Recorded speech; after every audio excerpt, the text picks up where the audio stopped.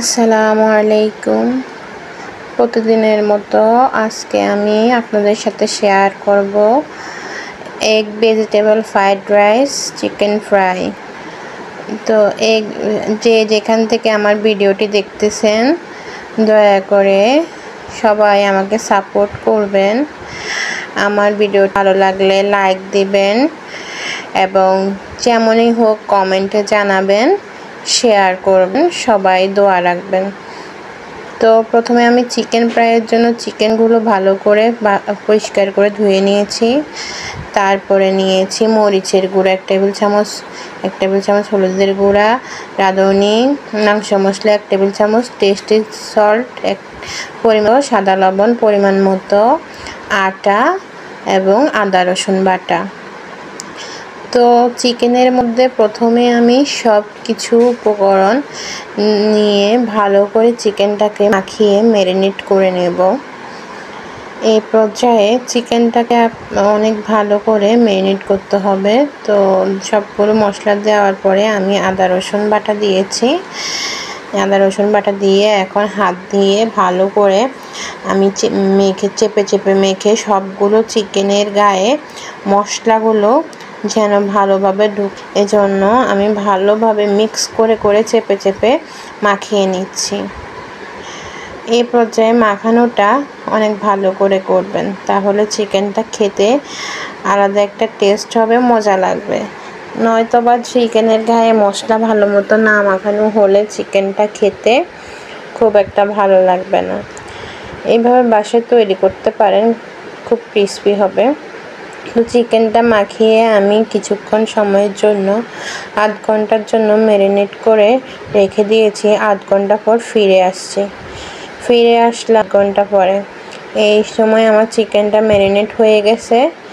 এখন আমি চিকেনের মধ্যে পরিমাণ মতো আটা অ্যাড করব।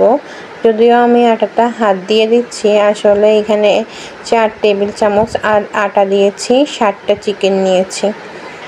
তো 4 টেবিল চামচ আটা দিয়ে 60টা চিকেন আমি ভালো করে মাখিয়ে নিচ্ছি। চুলাতে তেল গরম করতে দিয়েছি, চিকেনগুলো মাখানো হয়ে গেছে। এখন আমি এক এক করে চিকেনগুলো তেলের ভিতর দিয়ে দেব।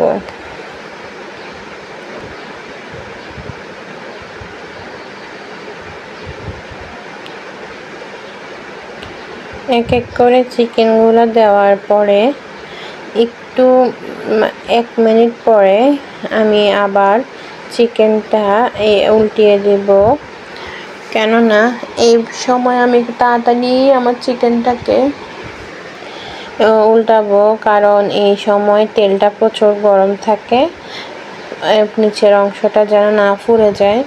এজন্য আমি একটু তাড়াতাড়ি চিকেনটাকে উল্টিয়ে নিলাম। তারপরে আমি চুলার আঁচটা মিডিয়াম করে দিলাম। মিডিয়াম আছে চিকেনটা ভেজে নেব। যদি হাই হিটে চিকেনটা ভাজতে যাই তাহলে চিকেনের উপরে পাশ ভাজা হয়ে যাবে, কিন্তু চিকেনের ভিতরে ভাজা হবে না। এজন্য আমি লো হিটে ভালো করে চিকেনটাকে বেশ কিছুক্ষণ, প্রায় 7-8 মিনিটের মতো উল্টিয়ে চিকেনটাকে আমি ভালোভাবে ভেজে নিচ্ছি। সময় নিয়ে ভাজলে চিকেনটা ভালোভাবে ভিতরে ভাজাও হবে, অনেক ক্রিস্পি হবে, খেতেও সুস্বাদু হবে। এইভাবে ট্রাই করে দেখবেন বাসায়, খেতে আশা করি ভালো লাগবে। যদিও সাধারণ রেসিপি, খেতে কিন্তু অসাধারণ হবে। তো আমার চিকেনটা ভাজা প্রায় কমপ্লিট হয়ে গেছে। আমি এখন চিকেনটা উঠিয়ে নিব। দেখুন কত সুন্দর কালার এসেছে। যেমন সুন্দর কালার এসেছে, খেতেও ঠিক তেমন সুন্দর হয়েছে। আমি এখন এক এক করে চিকেনগুলো উঠিয়ে নিলাম। দেখুন আমার চিকেনটা ফাইনালি উঠে নিলানো হলো। কত সুন্দর হয়েছে, কত কালার এসেছে, দেখেছেন? খেতেও খুব মজা হয়েছে।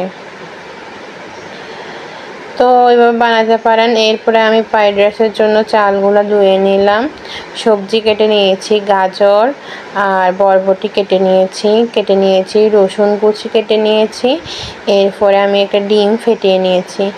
আজকে আমি যেহেতু বানাচ্ছি এগ ভেজিটেবল ফ্রাইড রাইস, চুলায় প্রথমে আমি পানি বসিয়ে দিয়েছি গরম হওয়ার জন্য।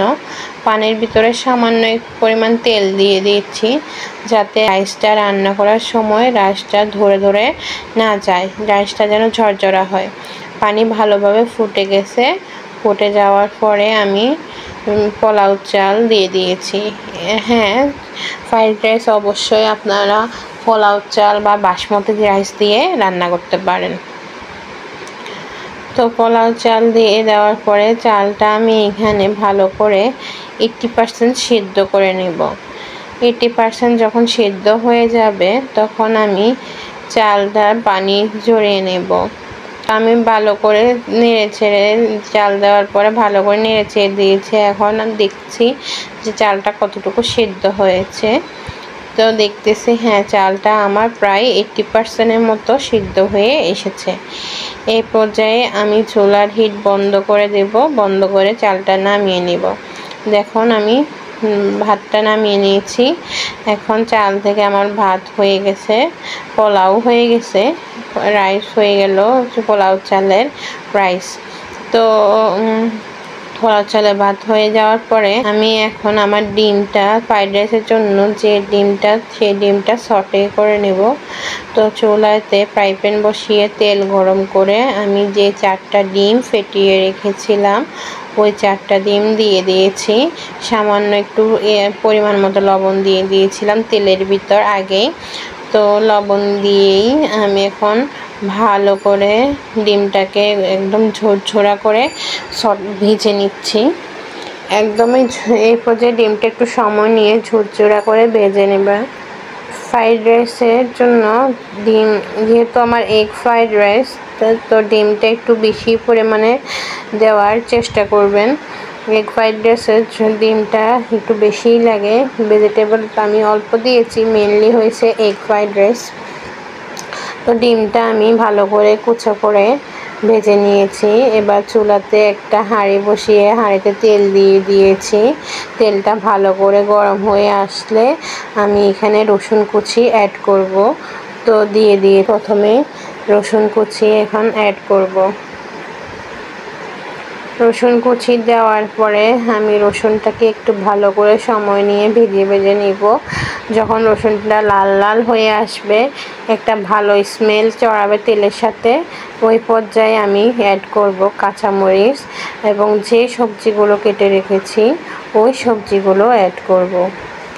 এখানে চাইলে আপনারা ক্যাপসিকাম, ব্রোকলি, ফুলকপি, বাঁধাকপি এই সবগুলো করতে পারেন, কিন্তু আমার হাতের কাছে ওই সবজিগুলো অ্যাভেলেবল ছিল না বলে আমি যে সবজিগুলো ছিল এই সবজিগুলো অ্যাড করে দিয়েছি। সবজিগুলো অ্যাড করার পরে তেলের মধ্যে আমি সবজিগুলোকে ভালো করে সটে করে নিচ্ছি। এরপরে আমি তেলের মধ্যে দিয়ে দিব টেস্টি লবণ। আমি পুরোটা রান্নাটা টেস্টি লবণ দিয়েই করেছি, তাহলে খেতে ভালো একটা স্বাদ আসবে। তো টেস্টি লবণ দিয়ে দিয়েছি, দেখো না। এরপরে আমি দিয়ে দিচ্ছি টমেটো সস। তো আমার কাছে বড় টমেটো সসের ছিল না, তাই আমি দিয়ে দিচ্ছি মিনি প্যাকেটের বাজারে যে কিনা টমেটো সসগুলো পাওয়া যায় ওই টমেটো সসগুলো দিয়ে দিচ্ছি। আমি এখানে প্রায় 8টা টমেটো সস দিয়েছি। এরপরে আমি যে পোলাও চাল নিয়েছিলাম ওটা নিয়েছিলাম 3 কাপের মতো পোলাও চাল নিয়েছি, 4টা ডিম নিয়েছি।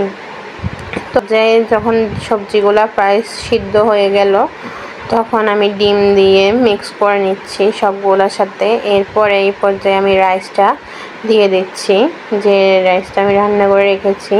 দেখুন তেল দেওয়ার কারণে রাইসটা কত ঝরঝরা লাগতেছে, কোনো দলা দলা পাকানো রাইস মনে হচ্ছে না। তো এইভাবে পারফেক্টভাবে বাসায় রান্না করবেন, ঠিক হোটেল বা ঘরোয়াভাবে হোটেলের স্টাইলে খেতে অনেক টেস্ট হবে, অনেক ভালো লাগবে। তারপরে সবজিগুলোর সাথে সবগুলা সবজির সাথে আমি রাইসটা ভালো করে মিক্স করে নিচ্ছি। তো হোটেলের স্টাইলে এইভাবে বানিয়ে দেখতে পারো সবাই।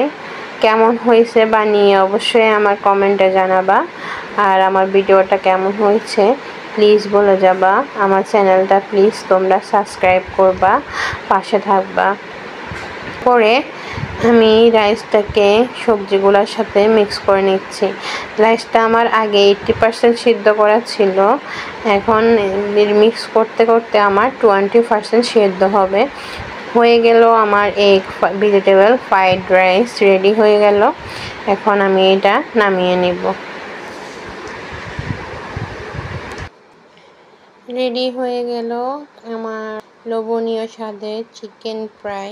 দেখুন, দেখতে যেমন লোভনীয় খেতেও তেমন।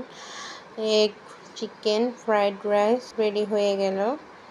তো প্লিজ সবাই এভাবে ট্রাই করে দেবা বাসায়। আর হ্যাঁ, আমার রেসিপিটি কেমন লাগলো জানাবা। আর আমার পাশে থাকবা, আমার চ্যানেলটি সাবস্ক্রাইব করবা, লাইক কমেন্ট শেয়ার করবা। আজকে এই পর্যন্ত, ভালো থাকবে সবাই, আল্লাহ হাফেজ।